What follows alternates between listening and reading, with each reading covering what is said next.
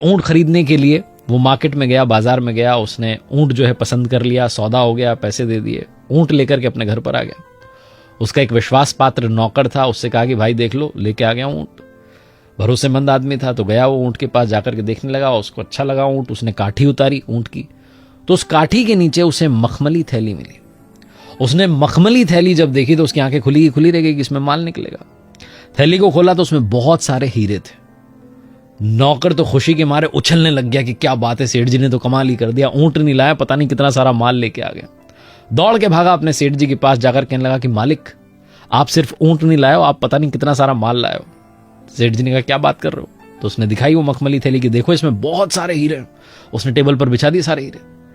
सेठ जी ने कहा अरे वाह, ये तो कमाल हो गया, लेकिन ये मेरे तो है नहीं। सेठ जी सोच में पड़ गए, उन्हें समझ में आ गया कि शायद ये ऊंट वाले के हैं, उसने बेचारे ने रखे होंगे काठी के नीचे अपना सामान। और नौकर जो था उसके दिमाग में चल रहा था कि सेठ जी क्या सोच रहे हैं। उसने कहा क्या सोच रहे हो मालिक?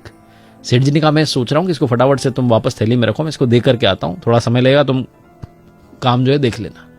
नौकर ने कहा आप अजीब आदमी हो, बुरा ना मानो, लेकिन ये बेवकूफ भरी बात है, आपको किसी ने देखा नहीं, आप वहां से लेकर के ऊंट आए हो, सबको यही पता है, ऊंट की काठी के नीचे थैली निकली है, थैली में हीरे निकले, किसको पता है? आपके और मेरे बीच की बात है। आप मुझ पर भरोसा करते हैं, मुझे 1-2 हीरे दे देना, मुझे ज्यादा नहीं चाहिए। सेठ जी ने कहा नहीं, मैं वापस देकर आऊंगा जिसको। सेठ जी माने नहीं, घर से निकल गए वापस थैली लेकर के, और बाजार में उस आदमी को ढूंढ लिया जिससे ऊंट लेकर के आए थे। उससे कहा भाई साहब, आपकी मखमली थैली जो है उस काठी के नीचे, ऊंट की काठी के नीचे रखी थी, ये आप संभालो। वो आदमी बहुत देर से परेशान चल रहा था कि उसकी थैली नहीं मिल रही, तो उसने कहा क्या बात है, आपके पास थी और आप लौटाने आ गए, बहुत बड़ी बात है, आज के जमाने में कौन आता है?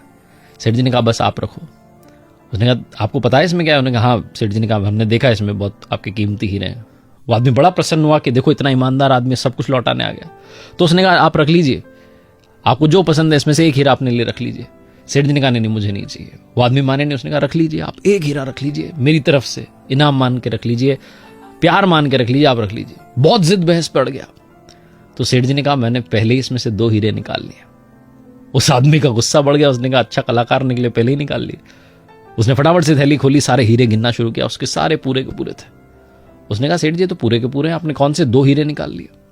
सेठ जी ने कहा 2 हीरे मैंने पहले ही अपने पास में रख लिए, पहला ईमानदारी वाला हीरा और दूसरा आत्मसम्मान वाला हीरा, दोनों अनमोल है, कोई खरीद नहीं सकता। बहुत छोटी सी कहानी जिसका सार ये समझाता है कि पैसा बहुत कुछ हो सकता है, लेकिन पैसा सब कुछ नहीं होता है।